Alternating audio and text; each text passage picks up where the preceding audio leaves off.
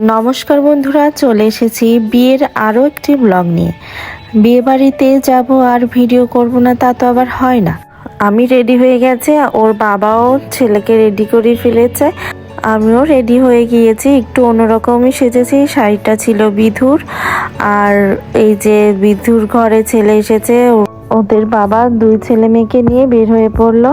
আর এখানে এসে উজ্জ্বল তার বউ এসে বলছিল, তোমরা এসেছো আর কেউ আসেনি, কেন আসেনি সবাই জিজ্ঞেস করছিল। আর সবাই দাঁড়িয়েছিল বর আসার অপেক্ষায়। আমরা যখনই নেমেছি তখনই বরপক্ষও চলে এসেছে।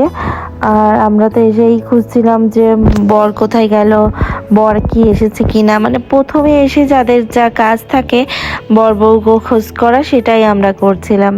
তারপর বর যেহেতু এসে গেছে, যেহেতু আমরা একটু দাঁড়ালাম, বর আসলে একসাথেই ঢুকবো ভেবেছি। সবাই অপেক্ষা করছিল, বরকে বরণ করে নিয়ে আসছিল সবাই।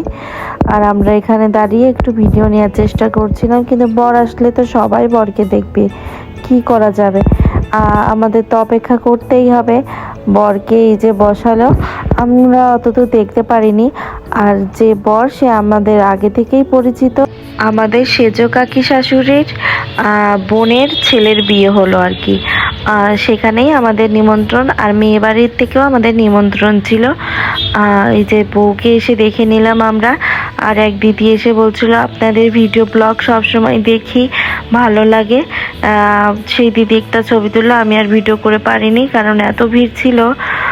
তারপর বরের সাথে আমরা একটু ছবি তুলে নিলাম, সবার সাথে একটু ছবি তুলছিলাম। এখানে মেয়েকে বসানো হয়েছে আশীর্বাদের জন্য, মেয়ের আশীর্বাদ করা হবে। মেয়েটা ভারী সুন্দর হয়েছে দেখতে, সুন্দর বউ আর কি।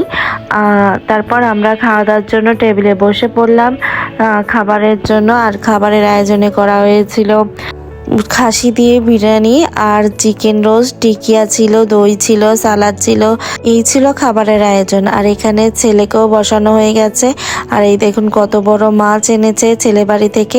এটা ঘটমঙ্গলে দিতে হয়, বিয়ের সময় অনেকেই দেয়। বড় কাতলা মাছ এনেছে বলে। কেমন লাগলো আমার এদের এই ঘুরতে যাওয়ার বিয়ের ভিডিওটা অবশ্যই কমেন্টে জানাবেন। আপনাদের সুন্দর কমেন্টের অপেক্ষায় থাকবো।